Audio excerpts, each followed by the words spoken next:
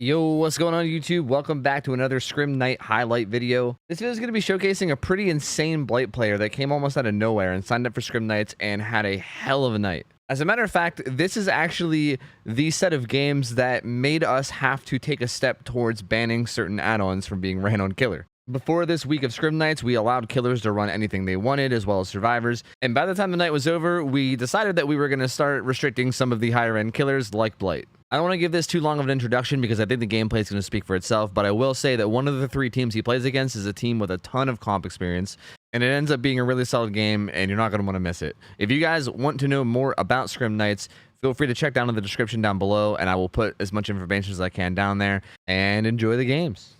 Proceeds 30 Blight, though. Double speed. Double speed. Okay. Pain res, dead man switch, enduring. Is this like old school swish Blight? What the fuck is this? Shadowborn as well, and already finds the opening hit, and we're up to the races, boys. This is a welcome to the Blight gameplay, I guess. It fucking reminds me of the actual tournament out here, dude. Blight games are just so fast. There's the enduring. I'm gonna try to see. Oh, okay. Gonna instead transition away and see what he can find. You guys see a survivor running there. Gonna climb with the window. Tried to make a lunge for the pallet, but they didn't go to the pallet. It was a good prediction, but you know what you're gonna do.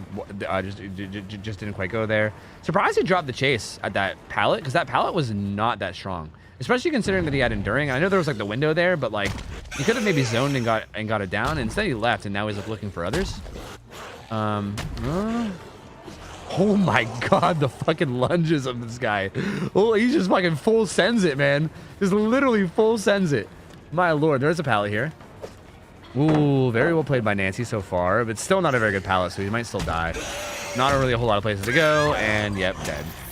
Against Blight, what are you gonna do? You know, that's just a rough spot to be in. I feel like she played it pretty much as well as you can, but what really can you do? I mean, it's just a bad tile, so down you go. He's gonna get his first hook. I'm guessing this is a Scourge hook. It kind of seemed like he made it a point to go here. I can't fucking tell thanks to the goddamn DVD spectator experience, but okay, it did damage generator, so that was definitely a Scourge. So pain res coming through. I didn't see Dead Man switch for the gen that got hit, but it might have. Oh, lordy lord. Lordy lord lord. The fucking flicks, dude. God, this killer's fucking disgusting. Well, that was a pretty insane flick. Gets a hit on Yunjin. Gonna chase her into the main building. And down she goes as well. So there's another down very, very quickly. Again, not opting to protect his hooks at all, though. This is a killer that can probably get away with it decently well, assuming you're ending your chases quickly. Like, if he kind of just, like, frags the fuck out and ends every chase really quickly, I think you can probably get away with not really securing kills immediately, at least not focusing on it super hard anyway. Assuming he can get on chases really fast. But it really just depends, right? We'll see how these guys play. I mean, fantastic hit there as well. Double speed Blight is just so hard to deal with. Like, he can just come at you and then be flicking around a corner before you can even realize what the fuck is going on. There's a pallet throw. He's going to try to use his power here to maybe flick. No. Good pallet throw again. I mean, I like that they're not being shy about pallets. It's probably the best way to go about this. I don't think she's going to make it to this pallet, though, before he gets his power. Yeah, down she goes with that pallet. They also just healed down here as well, so I think they're both here and he knows it. This is like a clean opportunity to slug and protect the hook as well. This is a really rough spot to be in. This is a really rough spot. He knows they're all down here as well, so you can kind of like hold this middle of the map, and that's what he's doing. He's kind of like protecting this middle and kind of like playing like a safety would in fucking football, and it's kind of holding down this part of the map and just making sure that nobody can go by it without getting hit. So that person that's on the hook back there is like essentially getting camped without being camped. Like, he's essentially camping them by just protecting this middle of the map. It's like some fucking Battle of Thermopylae 300 shit, you know? It's like the fucking hot gates right here that he's holding down. And these guys are like, well, never mind, I'm not gonna nerd out too hard. But he's gonna find the Nancy here, down her. It kind of looks like this game might, I don't want to say it's over, but it's snowballing really fucking hard. Like, this is snowballing super hard.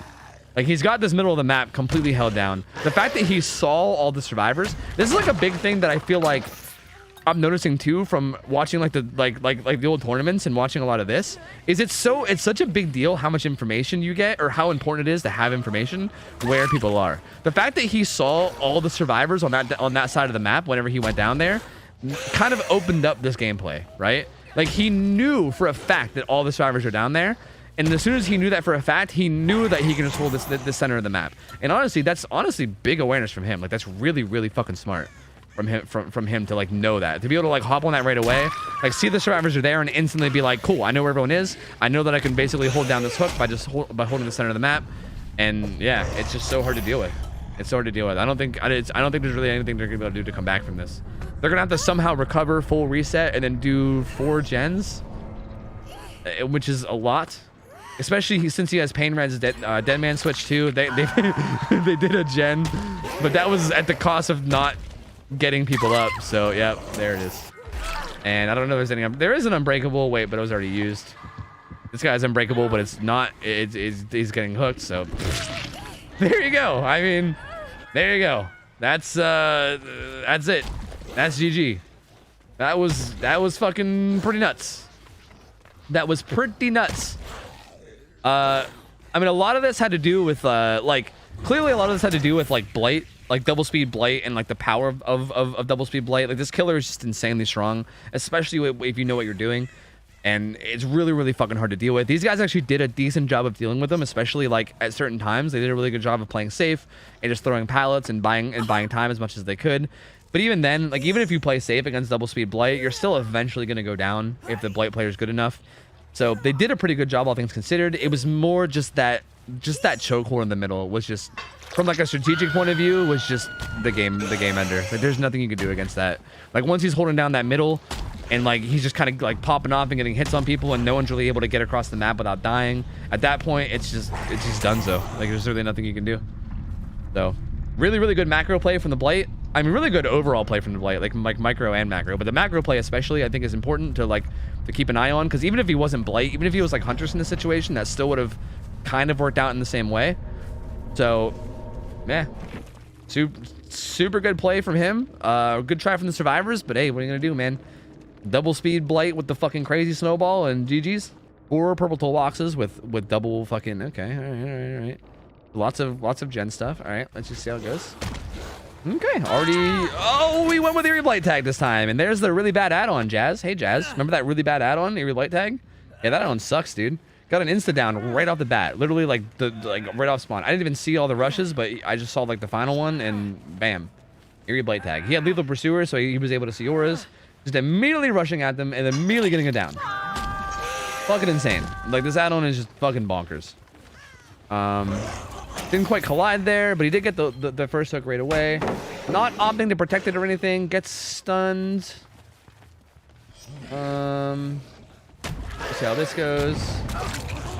Just gets the hit on him. They did get the unhook. He seems to be not too sure where he went. I actually wasn't sure either, but then I saw the blood in front of the locker. There was like a little pool of blood in front of the locker. You must not have saw it. Doesn't matter anyway, though. The head on him was funny, but it didn't actually help him really that much, because he just immediately died afterwards. I mean, I guess it wasn't bad, but it didn't really help him too much. So he's gonna get hooked. This might be a scourge hook. It was. I'm gonna hug tech this, and no, down goes to Steve again. This will be Steve's second hook, so he's gonna be close to death hook now. And again, it's gonna snowball. It's gonna start snowballing. Like, fucking boil over, kicking him to the side. Horsey perk OP. We'll see what they do now. The first person hasn't been unhooked yet. He sees Claudette. He's probably gonna try to get Eerie Blight tag value. Oh, Jazz is laughing at me right now, but honestly, he could have gotten it if he was a little bit more patient, but he didn't. And the unhook came in, and you know what? He threw for Eerie Blight tag. I take it back. You know what? He threw for it. I take it back. Dog shit add-on. But honestly, he didn't get the hit. Gonna go for it now, though. Okay, there we go. Just be a little bit more patient, and then there you go. See, like in scenarios like that, like if you just kind of be patient with your last rush, just the ability to end the chase instantly like that and not have to like hit them and then wait for your recharge and all that is just insane. It's just so nuts. Gets the dead man switch value with pain res over there. Like, this is just, man, this is so rough to go against. Whoa, wacky ass collision. Not really sure where they went. Trying to figure it out. Oh, this is the Eerie Blight tag hit too. Down he goes as well. Yep, and now the last 2 people are injured, so he can literally do the thing as well. Like, if he wanted to, he could probably hold down the middle of the map here and do the same thing he did last game and probably do the exact same thing. Because I'm pretty sure the other 2 people are relatively down on that side of the map. And also, they're injured, so they can't really do much of anything. And regardless, even like no matter what he does, like he's pretty much good now. Like these people are injured, and like what are they gonna be able to do, right? The Deliverance Unhook coming in, which is solid. Maybe off the record. Seems like it. This Unhook's gonna come in, which definitely buys him some time. It'll maybe be able to like help him get a gen done or two. But he also might just slug. Yeah, he's going to. Gets off the record to trigger on her. Pallet throw. We'll see if he goes back to hook. I think he's going to. What are the other survivors up to? They're doing gens. So we'll see if they know to like release it to avoid. Oh, I did not do that. I might get bugged. Yeah, they are releasing it to not get pain rest. Blight's gonna come back. This gen does get Dead Man switched. He goes for the fucking insane lunge, but doesn't quite get it. He's looking for the... I think the Steve was here, wasn't he? Locker? Oh, no, it's he's going for the head-on again. I don't know how I feel about this head-on stuff. Like, I feel like it's kind of throwing, but also, like, maybe not. Like, maybe, like, I guess head-on could actually get decent value in a hypothetical scenario. But also, I feel like now that he knows about it, he, like, knows to look for it, so it just feels like it's doing a whole lot of nothing. Gets the hit on Steve. He didn't opt to like throw the pallet and play safe. He just kind of went for it. And yeah, this game is basically over now too. I think the Steve is on death hook. He is. Everyone's on death hook except for the Claudette. So Steve's gonna die here. This one feels kind of over as well, honestly. Still 4 gens left. Pain res is coming in at every moment. Again, the only way that this is ever going to be able to be a win on the survivor side is if they somehow lead him on like an insanely long chase or something, which again, with the way he's been playing, does not seem very likely. Like Blights that are this good with add-ons that are this good are just very, very hard. Like I don't think like, it almost doesn't matter how good of a survivor you are, you're probably going to die eventually. Like I don't think even the best survivor in the world probably couldn't have a chase long enough to be able to pull this game back. So I'm pretty sure this is all but over. This Claudette's not on death hook though, to be fair. They're the only one not on death hook. So, you know, I don't know if that means hope or not, but they did get another gen done. He's looking around. They can't even really like it's such a weird scenario because like what do they do, right? Oh my god, dude. Smacking her up on top of Pride Rock.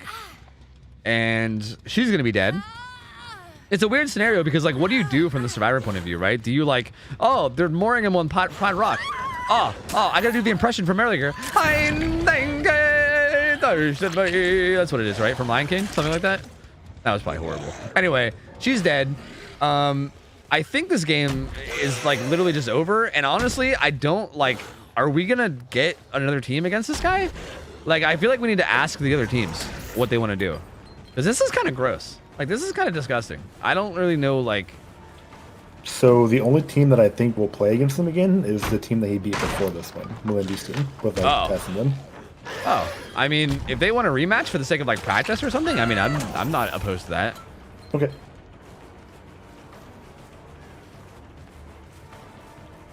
And then, depending on how that goes... But, I mean, I will say, though, that if they do that, then we'll probably get another team to play the next game, though, right?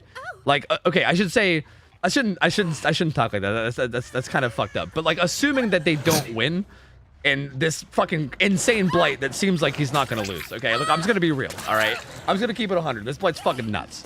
Assuming this Blight wins again, then we would probably cycle out them as well and get like a new team in. So like, they would kind of be giving up their like comeback game for it, you know? That sounds mean. I don't understand. What do you mean?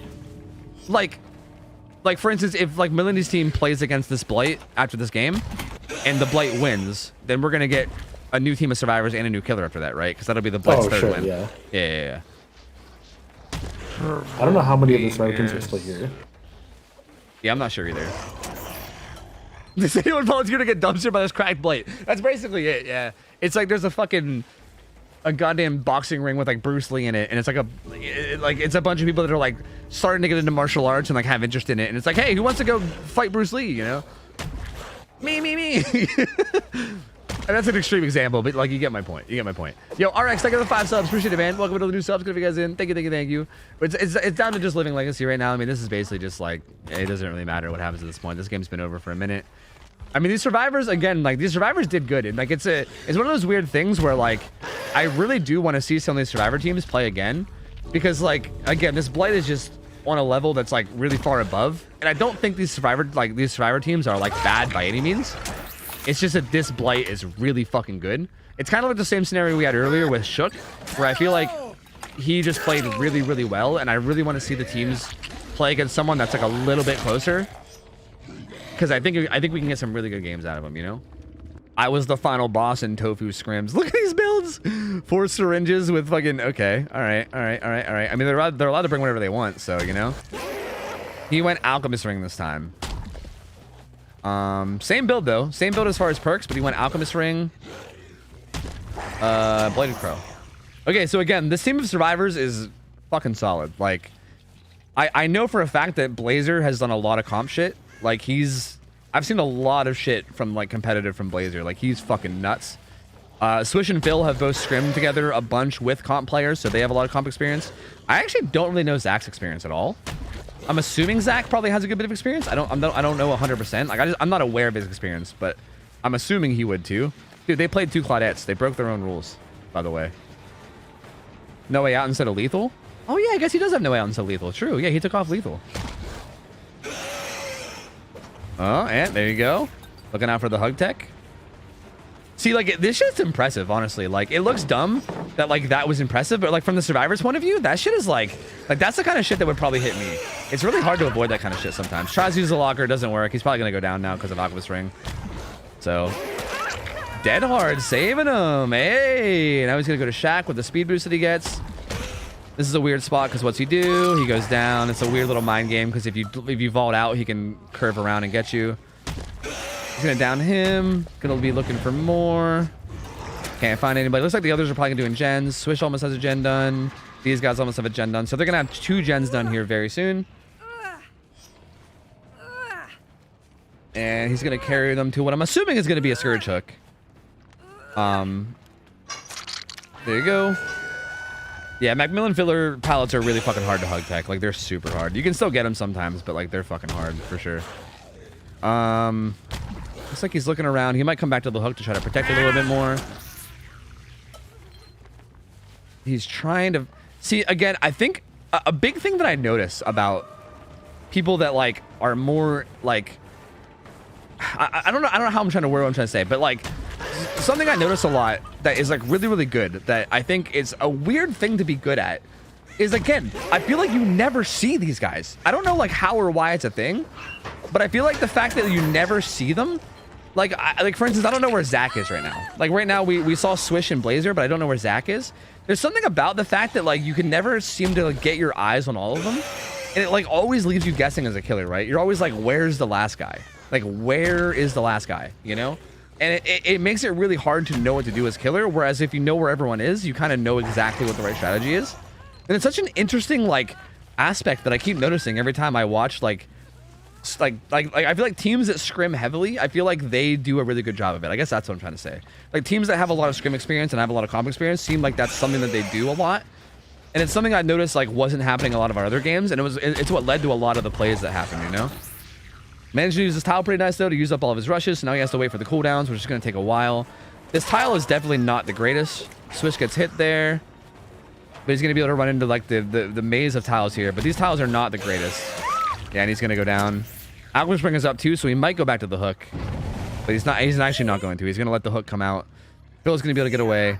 He's going to be able to hook Swish, and this is important, too, because Phil is now injured in death hook, so they're going to be very aware that Phil is like a target. Like, he's gonna have a target on his back, right? Like, he's gonna want to find and kill Phil because he knows he's injured already. He's on death hook. If we can get him out, and there he is. He dead hearted too. He actually got his dead hard right there. So that's very good for the Blight. Very bad for Phil. We'll see how exactly they choose to play this. Oh, he gets away with the vault. Oh, this is rough too because he can hug tech this and then goes for a little bit of a trickier play. Off the record must have still been on, so he had the... I guess the dead heart didn't really matter then since he had off the record. Or, well, okay. They still do have, like, syringes, too. Ooh, gets a good hug tech down there. So Phil's going to be dead, I believe. I don't think he has Decisive Strike, right? No, he doesn't. He did have Unbreakable. He's gonna die with his syringe, so there's gonna be a syringed medkit on his body, which I'm assuming they're probably gonna like know about. Actively avoiding the pain resonance. But hey, so far, really good start. I mean, that's a kill with you know, 3 gens left. We'll see. This could still go either way. This is a really, really good start for Array. Honestly, this is a super good start. Looks like he's gonna come to the main building.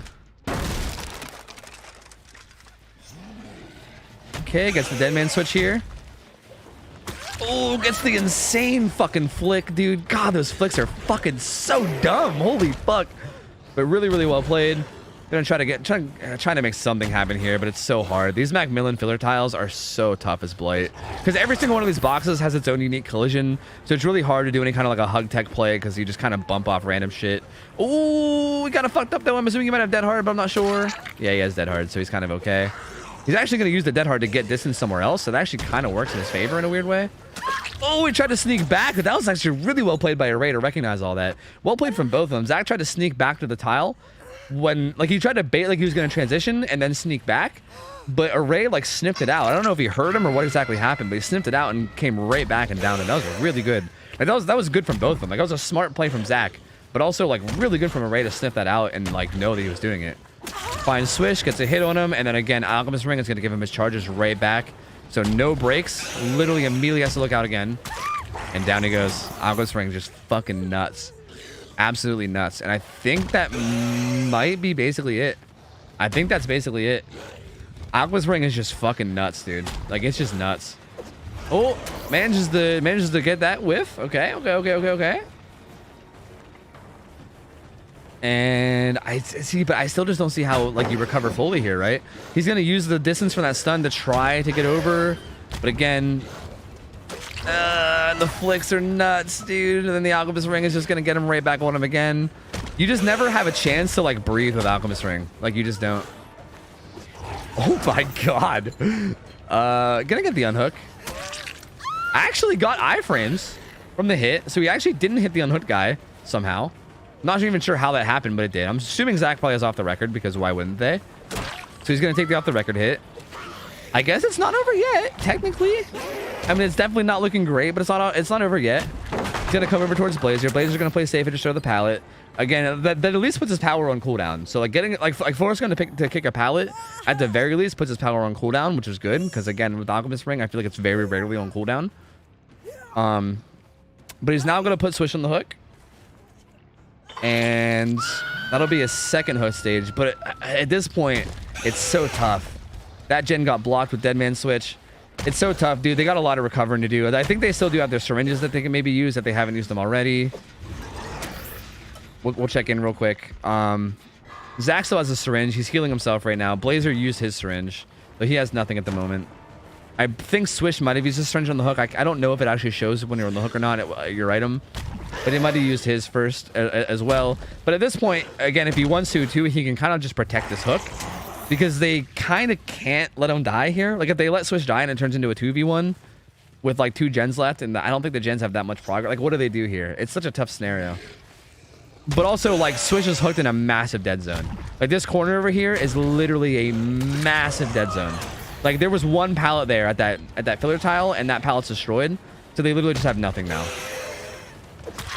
Oh, Zach actually juked it, but then he somehow juked back into it. Oh, no, dude.